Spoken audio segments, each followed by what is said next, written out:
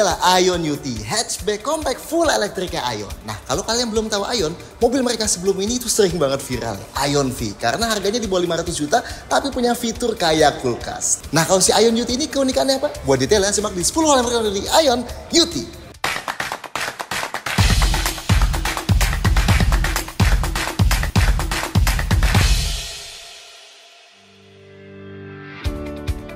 Satu, varian dan harga. Biar nggak bingung ini mobil apa lagi sih, kita kasih konteksnya dulu ya. Jadi sebelum ini ada 3 mobil Ion di Indonesia ya. Ion Hypertech HT yang paling gede, Ion V di bawahnya, Ion Y Plus yang segmennya mirip Ion V tapi punya dimensi dan fitur sedikit di bawahnya. Dan sekarang ada ini, Ion UT. Ya sini model paling kecil dan paling murahnya Ion di Indonesia ya. Kalau di Cinanya sebenarnya Ion UT ini harga dan spek motor plus baterainya itu lebih cocok buat diketemuin sama kompetitor hatchback yang cenderung compact ya, kayak Wuling Bingo, BYD Seagull, Neta V2 atau yang baru ada Geely Xingyuan atau Starwish ya. Tapi dimensinya Ion UT ini cenderung dibuat lebih besar dibanding mereka. Ya mirip-mirip si Geely Starwish lah ya. Nah, versi setir kanannya Ion UT yang pertama dikenalin di pasar Thailand, akhirnya dipakein baterai dan motor yang jauh lebih besar dibanding yang di Cina ya. Jadinya bisa beneran ketemu dengan satu kelas di atasnya, kayak BYD Dolphin, MG4 EV, dan Wuling Cloud EV. Tapi dengan harga yang jauh lebih murah ya. Seberapa murah? Di Thailand harganya Ion UT ini mulai dari 250 juta sampai 335 juta. So, emang approach-nya UT ini punya dimensi dan spek motor satu kelas di atasnya kayak Dolphin, MG4, dan Cloud EV tadi. Tapi dengan harga yang nggak jauh lebih mahal atau malah lebih murah dibanding kelasnya dia kayak Bingo, Seagull, dan Neta V2 ya. Nah di Indonesia gimana? Pas video ini naik, Ion UT ini belum meluncur resmi ya. Nanti baru diluncurkan resminya di Gias 2025 sekaligus dengan harganya. Tapi paling nggak Ion udah bilang sih nanti bakal ada 2 varian UT ya, standar dan premium. Masing-masing dengan spek baterai dan motor yang berbeda ya. Yang varian standar punya claim range 400 km dan yang premium claim range-nya 500 km. Nanti kalau udah ada harganya kita update di kolom deskripsi dan komentar ya. Nah, buat di video ini kita detailin Ion UT yang varian premium ya. 2 pilihan warna. Ion UT ada 6 pilihan warna ya. Putih Lunar White, Silver Moonstone Silver, hitam Urban Black, krem Almond Beige, dan 2 lagi two-tone dengan atap putih ya. Merah Velvet Red atap putih, dan hijau kebiruan Emerald Green atap putih. 3. Eksterior imut. Meskipun Ion UT ini panjangnya 4,2 meteran alias sama kayak MG4 EV atau Wuling Cloud EV, tapi lihat sekilas kayaknya lebih pendek ya. Banyak yang ngira dimensinya malah mirip sama Wuling Bingo gitu ya. Mungkin karena karakter desain overallnya yang cenderung imut kali ya. Anyway, Ion bilang UT ini didesain di desain centernya di Eropa. Makanya katanya punya bahasa desain European aesthetic. Kalau menurut kita sih cenderung minimalis non atraktif ya. Jauh lebih gampang memikat dibanding desainnya Ion Y Plus, Ion V, dan Hypertech HT. Yang kalau nggak love it biasanya langsung hate it. Tapi suka atau enggak kita tinggalin ke kalian aja lah ya. Detail desainnya, depannya unik nih. Bentuk bonnet alias kap depannya setelah membentuk U yang rata langsung turun gitu ya. Dan jadi housing logo Ionnya dan si lampunya itu. Makanya kayaknya di atas logo Ionnya kayak ada space kosong yang cukup besar ya. Lampunya sendiri Ion bilang menyerupai mata dan alis burung hantu. Kalau dilihat lebih dekat sih pakai proyektor yang panjang kayak di Ion V gitu ya. Dengan tulisan kecil Matrix Cube di ujung luarnya. Dan ada logo 4 kotak yang dibilang Matrix Cube itu ya di ujung dalamnya. Nggak ada grill utama, makanya hidungnya terkesan bersih. Tapi lubang di grill radiatornya dibuat lebih besar dengan garis-garis miring yang searah ya, nggak tersenter di tengah. Unik juga nih ya. Nah, di kiri kanannya ada lampu lagi 4 kotak gini. Temanya jelas ya berarti si Matrix Cube ini. Detail lampu depannya, di arealnya LED yang di ujung atas bawahnya itu. Lampu kecilnya, si lampu Matrix Cube bawahnya ikut nyala. Lampu besarnya proyektor LED yang tengahnya nyala. Lampu jauhnya, bagian luar dan dalamnya proyektor nyala. Dan lampu seinnya LED yang gantiin Matrix Cube di bawahnya tadi itu ya.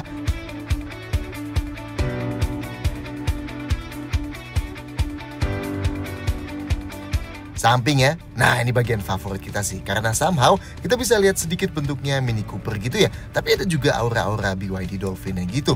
Profil kacanya cenderung dibuat tipis dengan hiasan panel putih bergaris hitam di pilar C-nya itu. Nah, si desain kaca yang gak tingginya ini nih, yang ngasih ilusi seakan-akan si UT ini lebih kecil dibanding dimensi sebenarnya ya. Handle pintunya pakai model cepol, tapi yang modern gitu ya. Kayak di Dolphin dan banyak BMW baru. Velgnya varian premium pakai velg 17 inci gini, two-tone tanpa cover apa-apa. Cakep sih ya. Bannya 21555 R17 ya. Dan kelihatan banget jarak ban depan ke ban belakangnya di-push sejauh mungkin ya. Buat maksimalin ruang kabin sini biasanya. Spionnya bertengger di pintu dan uniknya dikasih cover hitam ya. Yes, jadi yang di atapnya dual tone putih gini pun spionnya tetap warna hitam. Oke sih.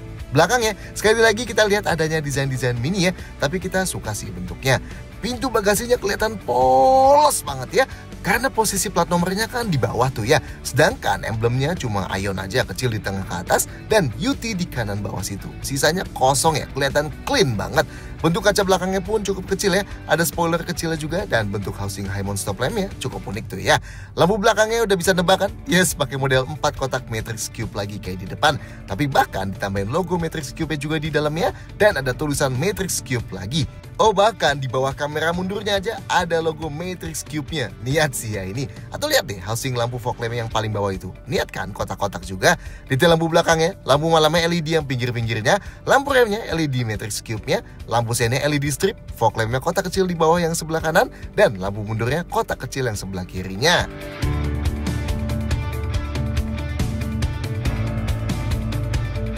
4. Interior lega. Kalau kebanyakan mobil listrik di dimensi dan harga segini ngasih kesan yang murah dan sempit di dalam, well, Ion UT ini jelas nggak gitu ya.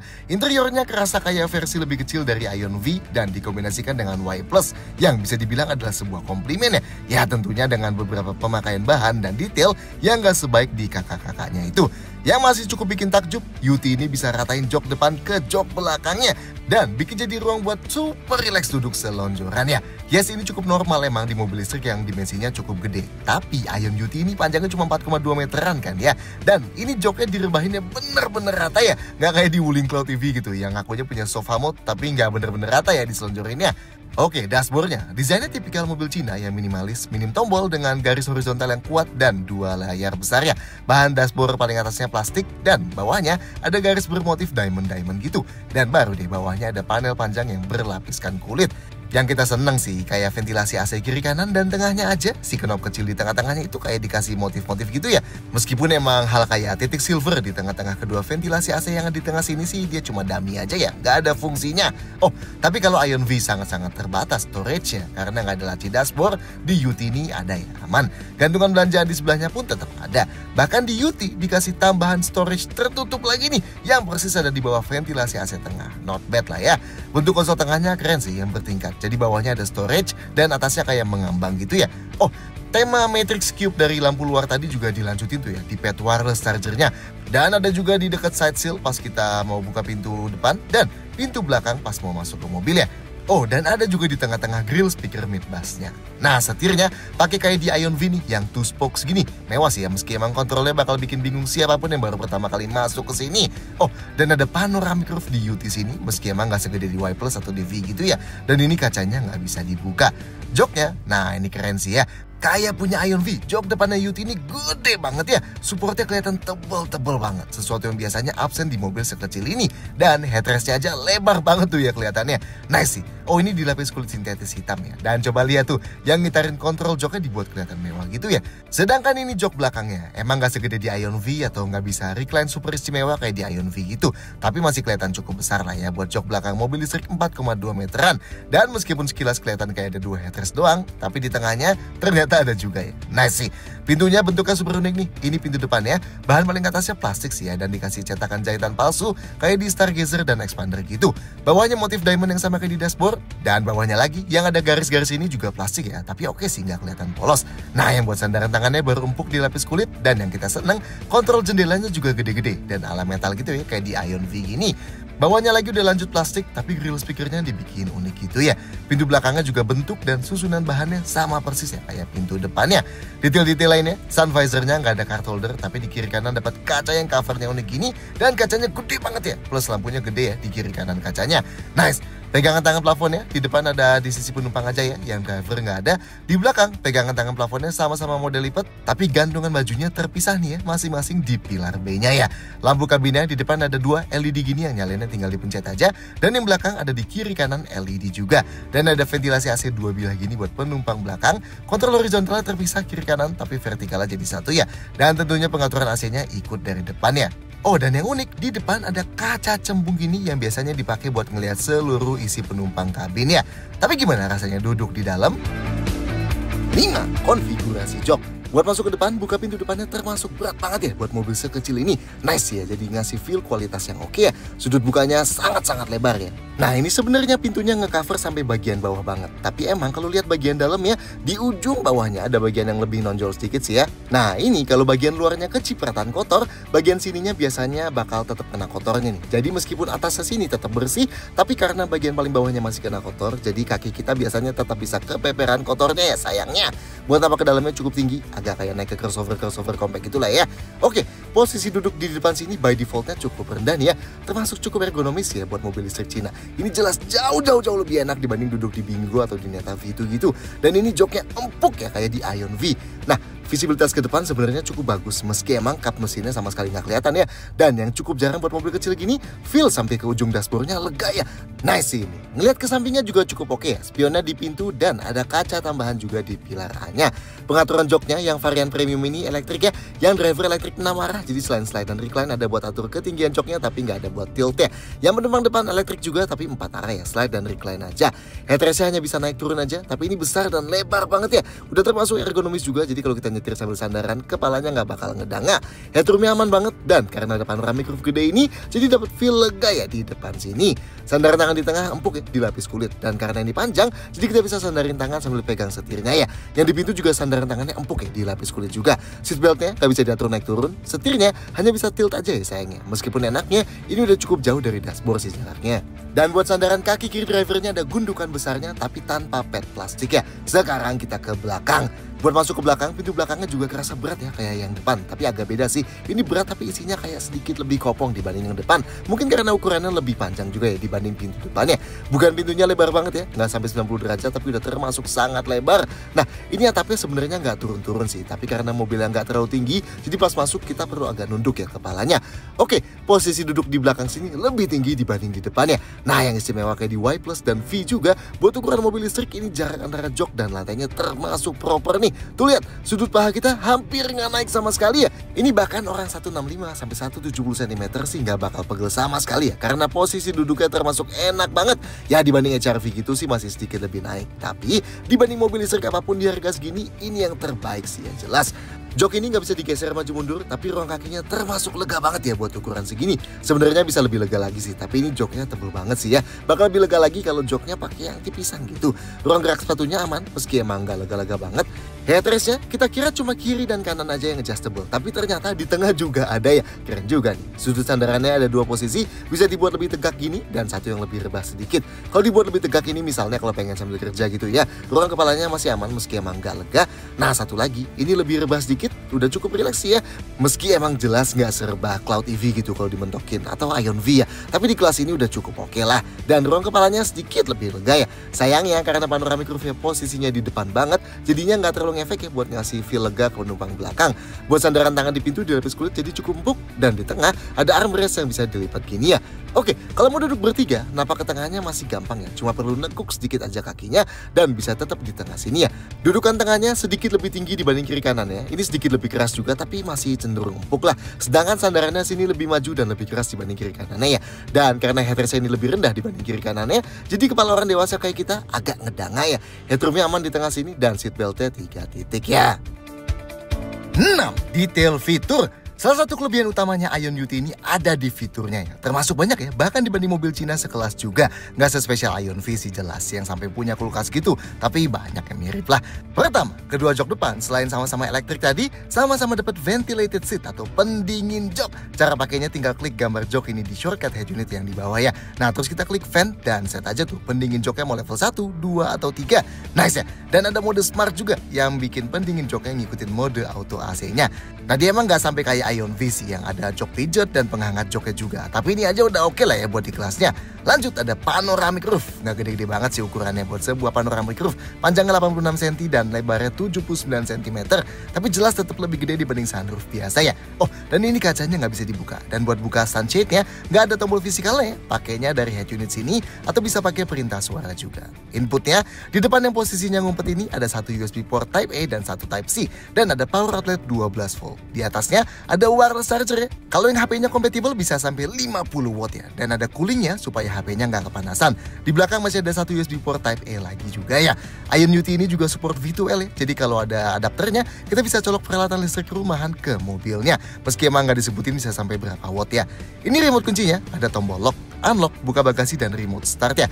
Ada passive keyless entry-nya, tapi nggak ada metode tap atau grab handle kayak biasa ya. Bisanya pakai metode walk away lock dan approach unlock yang bisa diaktifin atau non-aktifin dari head unitnya. Jadi kalau kita jauhin mobilnya sambil bawa remote kuncinya, nanti mobilnya bakal otomatis kekunci. Dan kalau kita deketin sambil bawa remote ya, nanti kuncinya bakal otomatis kebuka. Tentunya kita tetap bisa buka kunci dan kunci pakai remote kayak biasa ya. Dan spionnya bakal ngelipat otomatis pas dikunci dan kebuka pas kuncinya dibuka. Buat nyalain mobilnya nggak ada tombol start, cukup buka pintu depan aja ya. Sedangkan buat matiin mobil, bisa keluar dari mobil dan kita kunci. Bisa juga dari head unitnya pilih power off ini di head unit, atau bisa pakai tombol fisikal juga nih kalau emergency. Klik 3 kali tombolnya atau klik sambil tahan sekitar 2 detik tombolnya. Nah, kalau mau mobilnya tetap nyala sambil idle buat waktu yang lama, bisa aktifin mode power hold ini di head unit ya. Ada remote start, jadi kalau mobilnya dari terkunci dan kita klik plus tahan tombol bulat ini di remote-nya, nanti mobilnya bakal nyala dan AC-nya bakal nyala juga. Ini buat ademin kabin sebelum kita masuk ya. Jendelanya keempat-empatnya auto up down dan model tombolnya keren ya, metal-metalan gini. Spion tengahnya auto dimming alias bakal menghijau gelap gini kalau kena silau dari belakang. Tuas yang di kanan setir ini buat ganti gigi ya, dan buat aktifin adaptive cruise plus intelligent cruise assist-nya. Sedangkan yang tuas sebelah kiri sini buat atur wiper depan dan belakang. Nah, yang keren di kelasnya, otomatis ya wipernya. Mantap, buat ganti dari otomatis ke intermittent variable atau sebaliknya dari head unit sini ya. AC-nya, auto climate control single zone ya. Yes, meskipun di menu AC-nya di bagian kiri kanannya kayak ada slidernya masing-masing, tapi ini nggak bisa dibedain ya suhunya. Nah, buat ganti suhunya dari menu utama, kita bisa klik dan tinggal slide gini aja ya, nggak usah dipencet-pencet terus. Sama ya, buat atur kipasan juga bisa kayak gitu. Nah, ini tampilan detail AC-nya kalau kita buka. Suhu paling dinginnya 18 derajat Celcius dan paling panasnya 32 derajat Celcius. Ada mode Eco buat bikin kerja AC-nya lebih ringan. Ada mode Quick Cool buat dibuat ke paling dingin semua. Quick Heat buat jadi paling panas semua. Ventilation buat keluarin udara. Dan ada defroster kaca depan plus defogger kaca belakang dan defroster spionnya. Nice! Speakernya ada 6 ya. 2 mid bass dan 2 tweeter di depan. Dan 2 speaker lagi di belakang. Lanjut, instrumen clusternya full digital 8,8 inci. Simple sih ya, kayak di Ion V juga. Yang di kiri kecepatan dan indikator gigi, di bawah mode berkendara dan sisa berkendara. Nah, yang tengah dan kanan ini bisa diganti-ganti infonya. Dari layar peta navigasi, layar media, layar info TPMS atau tekanan ban, dan beberapa trip meter. Dan terakhir, layar smart drive yang nunjukin indikator ADAS-nya. Nah, sisanya berhubungan sama head unit nih ya. Dan di UT ini mirip di Ion V juga ya, yang banyak kontrol-kontrol diintegrasiin ke layar sini. Misalnya lampunya dia otomatis, tapi aturnya dari head unit sini ya. Bisa dari quick control yang di-swap dari kanan sini, atau dari settings lighting system ini. Termasuk buat atur ketinggian sorotan lampunya juga dari layar sini ya. Buat atur spionnya juga nggak ada tombol nih dari head unit sini ya. Kita klik regulate terus kita atur tuh. Kalau spion kiri pakai tombol di setir sebelah kiri, kalau spion sebelah kanan pakai tombol yang setir sebelah kanan. Buat lipatnya juga dari layar ya, tapi cukup gampang sih. Ada shortcutnya di layar utama sini, jadi cepet ya lipat dan bukanya. Dan enaknya kita juga bisa atur setting shortcut dari head unitnya. Buat set salah satu tombol bintang di setir jadi dipakai buat lipat spion ya. Buat buka tutup sunshade tadi juga dari head unit sini ya. Rem parkir elektriknya juga dari layar ini. Tapi enaknya EPB-nya otomatis aktif kalau kita masukin giginya ke P dan non aktif pas kita keluarin dari P sih. Jadi nggak masalah ya. Ada auto hold juga yang buat nahan remnya pas kita berhenti. Ini juga di head unit ya, mati nyalainnya. Tapi kalau ini udah kita nyalain, dia bakal selalu nyala meskipun kita udah matiin mobilnya ya. Dan buat aktifin nahan remnya, kita injek pedal remnya lebih dalam sedikit pas mobilnya udah berhenti ya. Nah, segitu banyak kontrol di head unitnya, gimana kalau sampai error? Untungnya masih aman ya, karena kita bisa klik dan tahan tombol bintang di kiri dan kanan setirnya barengan ya selama sekitar 30 detik dan head unitnya bakal restart sendiri nanti. Sebelum detail head unitnya, tombol di setir dulu deh ya. Yang di setir sebelah kiri sini ada scroll wheel, teleponi, dan bintang ya. Scroll wheel yang di sini fungsinya buat atur volume kalau ke atas bawahin dan buat next previous track kalau ke kiri kananin. Dan bintangnya bisa diatur dari head unit ya buat apa fungsinya. Yang setir sebelah kanan ada scroll wheel lagi, voice command, dan bintang juga. Scroll wheel yang kanan sini buat naik turunin kecepatan adaptive cruise-nya kalau udah aktif. Dan kalau ke kiri kananin buat jauh deketin jaraknya ya. Bintangnya juga bisa diatur buat apa ya. Oke, sekarang lebih detail head unitnya. Ukurannya 14,6 inci kayak di Ion V juga. Dan sama-sama pakai prosesor Snapdragon 8155P juga ya. Dan ini pakai RAM 16GB dan memorinya 128GB. Nice ya.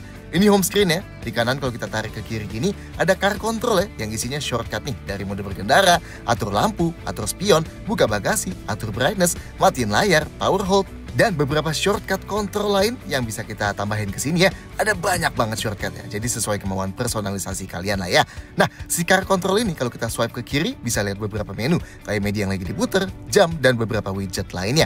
Nah, di atas kiri ada beberapa shortcut kayak buat jam, atur Bluetooth dan Wi-Fi, mati nyalain wireless charger, dan lihat sistem pembersih udaranya nyala atau enggak. Dan kalau kita klik yang paling kanan bawah sini, nanti bisa ganti home screen-nya jadi navigasi ya. Keren juga sih ada navigasi bawaannya. Dan yang di paling bawah sini, isinya juga shortcut kontrol dari kontrol volume, kontrol pendingin jok, atur AC tadi, buka kamera, kunci dan buka kunci mobil, dan masuk settings mobilnya. Nah, media yang bisa diputar ada radio, musik dan video dari USB, Bluetooth, dan ada wireless Apple CarPlay ya. Jadi kalau sambungin iPhone yang bisa tanpa kabel, nanti bisa pakai aplikasi kayak Apple Music, Spotify, Google Maps, Waze, dan lain-lainnya. Nice lah.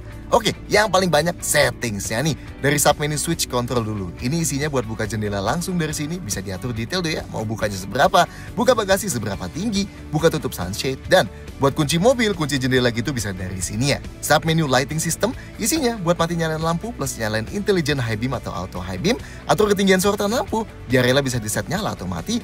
Follow me home, terus nyalain semua lampu interior juga bisa dari sini ya. Termasuk buat bikin lampu nyala waktu buka pintu juga dari sini settingsnya. Submenu smart cabin ini buat atur semua yang berhubungan sama spion, kayak atur posisi, lipat, dan atur spion lipat otomatis dari sini ya. Dan ada buat set pendingin jok juga. Submenu Adigo Smart Driving ini buat atur ADAS-nya. Nanti kita bahas di nomor safety ya. Submenu Driving Energy Consumption ada buat ganti mode berkendara, atur regen, atur jadwal charging. Ada charging heat preservation juga kalau mau ngecharge di tempat super dingin. Ada buat kunci charger, ada buat atur-atur fitur V2L-nya. Dan yang baru yang kita lihat di Ion V nggak ada buat lihat detail trip meter A dan trip meter B termasuk konsumsi energi rata-rata masing-masingnya. Nah gitu dong. Submenu chassis power isinya buat mati nyalain auto hold, stability control, rem parkir elektrik. Towing mode ini buat kalau mau parkir paralel ya, alias biar mobilnya bisa tetap didorong setelah dikunci. Comfortable parking buat ngurangin efek nosedive pas lagi ngerem, dan ada buat atur respon rem dan bobot setir juga. Submenu body aksesoris ini buat atur tombol bintang di setirnya, ada buat atur auto lock, auto unlock, approach unlock, dan walkaway lock, dan ada buat buka bagasi otomatis kalau dideketin, ada buat atur kalau ada jendela kebuka, nanti pas kita kunci mobilnya dari luar si jendelanya bakal otomatis ketutup semua atau enggak. Ada buat atur wiper tadi, ada buat atur AC self drying meskipun tulisannya nggak tahu kenapa malah calf crying-nya.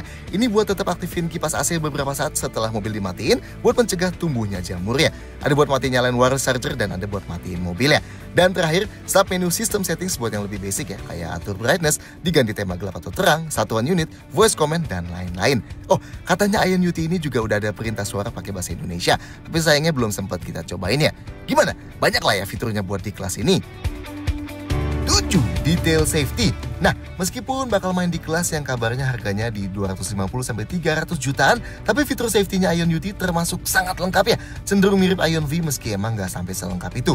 Kita bahas yang varian premium ya. Airbag-nya ada 6.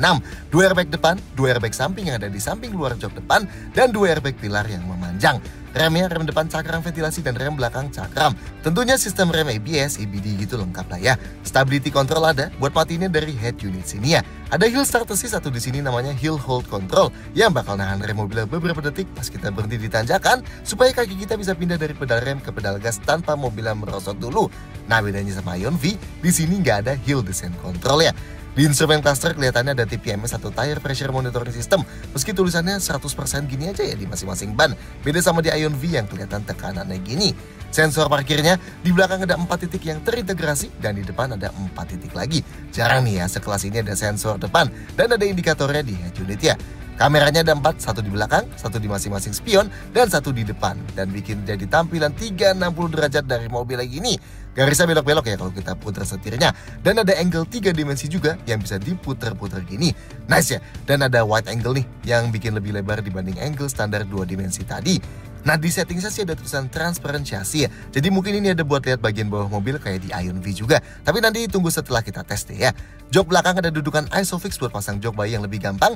Dan kayak banyak mobil Cina lainnya, platformnya luar biasa kuat ya dengan high strength steel-nya mencapai 71%. Lanjut, Ion UT ada ADAS-nya ya, atau fitur safety aktifnya, yang di sini disebut Adigo Smart Driving alias Ion Digital Intelligent Gateway and Operation Smart Driving, yang manfaatin kamera di balik spion tengah ini, radar di radiator grill ini, dan 2 radar yang sembunyi di balik kiri kanan bumper belakang. Fitur ADAS-nya pertama ada Forward Collision Warning yang bakal ngasih peringatan kalau ada kemungkinan nabrak kendaraan di depan. Dan ada Automatic Emergency Braking yang bisa ngeremin otomatis ya. Ada Adaptive Cruise Control yang bisa jaga kecepatan konstan sambil jaga jarak sama mobil depan. Jadinya bisa memelan sendiri kalau mobil depan memelan dan mengencang sendiri kalau mobil depan mengencang lagi tanpa perlu injek pedal gas dan pedal rem ya. Buat aktifinnya cukup geser tuas transmisinya ke bawah sekali pas udah lagi jalan. Pakai scroll wheel setir kanan ke atas bawah buat naik turunin kecepatan dan ke kiri kanan buat set jarak sama mobil di depannya. Dan ini bisa ikutin mobil depan terus sampai dia berhenti ya. Nah, dari head unit Adaptive Cruise Control ini bisa diganti ke mode Intelligent Cruise Control. Jadi selain jaga jarak sama mobil di depan, mobilnya bakal sekaligus jaga supaya mobilnya tetap ada di dalam lajur terus-terusan. Jadinya kita bisa lepas tangan kita dari setir buat sementara waktu ya. Jadinya kayak gabungan Adaptive Cruise dan Lane Centering gitu. Ada Traffic Jam Assist juga yang artinya Adaptive Cruise dan Lane Centeringnya bisa terus bekerja di kecepatan rendah ya. Lanjut ada Lane Departure Warning buat kasih peringatan dan geterin setir kalau pas jalan di atas 60 km per jam terdeteksi mau keluar lajur yang ada garisnya tanpa kita nyalain lampu sein. Dan ada Lane Keeping Assist yang sekaligus bisa balikin mobil ke dalam lajur lagi. Dan ada Emergency Lane Keeping Assistant yang bisa balikin ke dalam lajur lagi kalau pas kita mau pindah lajur terdeteksi ada objek di samping yang berpotensi ketabrak.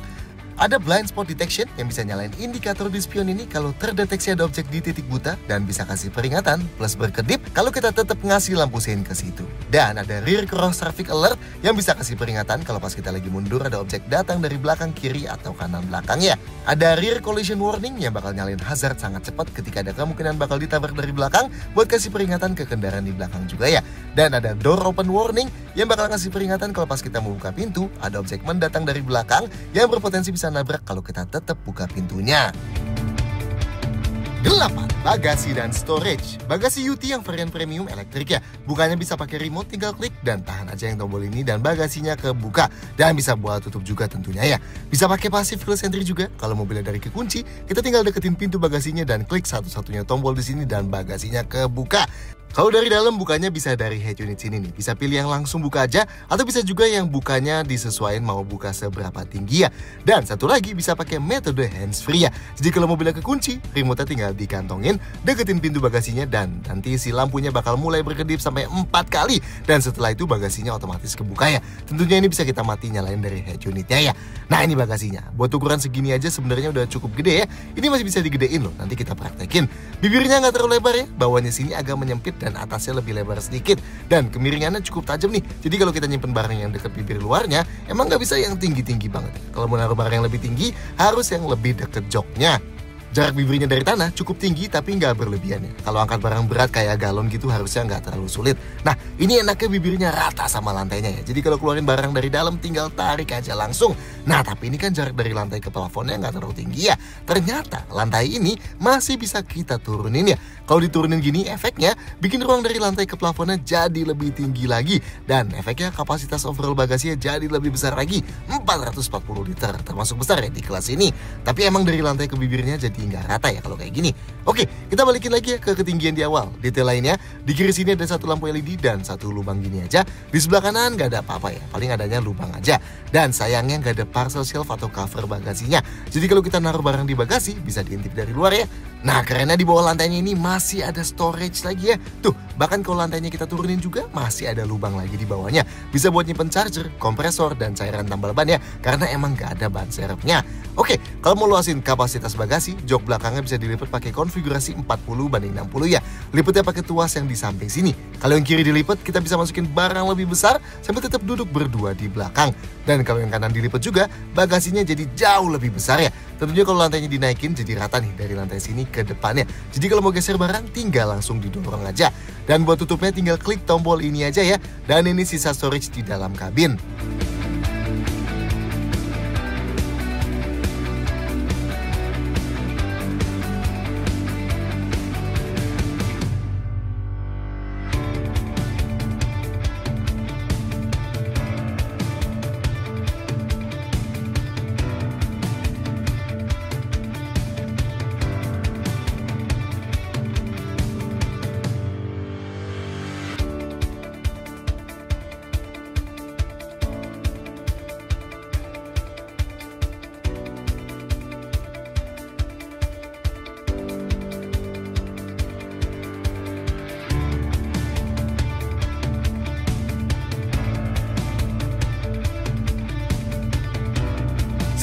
motor, dan baterai.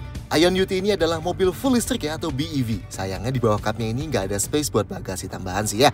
Motor listriknya di depan dan gerakin roda depannya. Spek motor listriknya tergantung pilih varian apa ya. Varian standar tenaganya 134 HP dan torsinya 145 Nm. Sedangkan yang varian premium tenaganya 201 HP dan torsinya 210 Nm. Kelihatan nih ya, yang varian standar emang ditujuin buat lawan Bingo, V2, dan EC3. Dan si UT ini jadi yang tertinggi ya di kelasnya. Sedangkan yang premium ditujuin buat lawan MG4 EV, Cloud EV, dan Dolphin ya. Tenaganya termasuk tinggi nih bahkan di kelas itu. Tapi emang torsinya masih di bawah kebanyakan sih ya. Transmisinya kayak kebanyakan mobil listrik, direct dengan single speed reduction gear. Dikontrolnya pakai tuas di kanan setir sini ya. Buat jalan masukin ke D sambil injak pedal rem, dorong ke bawah yang jauh ya. Buat mundur masukin ke R, dorong ke atas yang jauh. Buat masukin ke netral, dari R itu ke bawahin sedikit dan ditahan agak lama ya. Dan kalau udah mau berhenti, masukin ke P-nya tinggal klik tombol di pinggir aja. Baterainya tergantung varian apa, tapi sama-sama berjenis LFP atau lithium iron phosphate. Magazine battery juga ya, sama kayak kakak-kakaknya yang diklaim sangat aman, bahkan lolos tes penusukan juga. Kapasitas baterainya yang standar 44 kWh dan yang varian premium 60 kWh. Yang standar ini jadi yang terbesar ya di antara kompetitor kayak Bingo, EC3, dan V2. Dan yang premium pun juga jadi salah satu yang terbesar ya, mirip Bingo Premium dan VF6 yang varian atas. Klaim range-nya sekali charge full, yang varian standar bisa jalan hingga 400 km dan yang varian premium 500 km. Ini pakai metode pengetesan NEDC ya. Ganti mode berkendaranya dari head unit ya, ada mode comfort, sport, dan power save ya. Kalau buka settings di driving energy consumption, nanti juga bisa akses mode super power saving ya. Kalau ini diaktifin, nanti bakal masukin AC ke mode eco, set kecepatan maksimal ke 90 km per jam, dan matiin pendingin dan penghangat jok buat bikin range-nya lebih optimal lagi. Ada regenerative braking juga yang artinya motornya bakal berkebalikan fungsi jadi kayak generator dan nyimpen tenaga yang biasanya kebuang balik ke dalam baterainya ya sambil mobilnya memelan. Ini bisa kita ubah tingkatnya dari head unit ya. Charge-nya, posisi buat nge-charge-nya ada di kanan depan sini ya, tinggal kita tekan aja. Buat AC charging atau charging standarnya, dia pakai port Type 2, nggak ada keterangan ya, bisa nerima daya maksimal sampai berapa kilowatt. Sedangkan buat DC charging atau fast charging ya, pakai port CCS2, dan ini bisa nerima daya sampai 60 kilowatt, dan diklaim bisa bikin Ion UT ini bisa ngisi baterainya dari 30-80% dalam 24 menit ya, kalau pakai daya maksimumnya. 10 detail-detail lain. Ion UT yang kita videoin ini emang masih diimpor tuh langsung dari Cina. Tapi nanti yang bakal diterima konsumen itu langsung dirakit lokal ya. Sama kayak Ion V juga. Dan kata Ion sih nggak ada yang beda ya antara unit yang nanti dirakit lokal dan yang kita videoin ini. Garansinya sama kayak model Ion yang lain sih. Garansi kendaraan yang berlaku 8 tahun atau 160.000 km. Mana yang tercapai duluan. Terus ada garansi seumur hidup buat khusus baterai, motor, dan controllernya. Mantap. Syarat utama lifetime warranty ini yang penting mobil masih di tangan pertama dan selalu servis di bengkel resmi ya. Dan buat servisnya, dapat gratis biaya servis jasa dan spare part selama 5 tahun atau 100.000 km. So, kalau kalian soal Ion UT ini, silahkan sampaikan komentar kalian di bawah. Klik like dan jangan lupa subscribe channel YouTube kami dan video kayak lainnya. See you next time.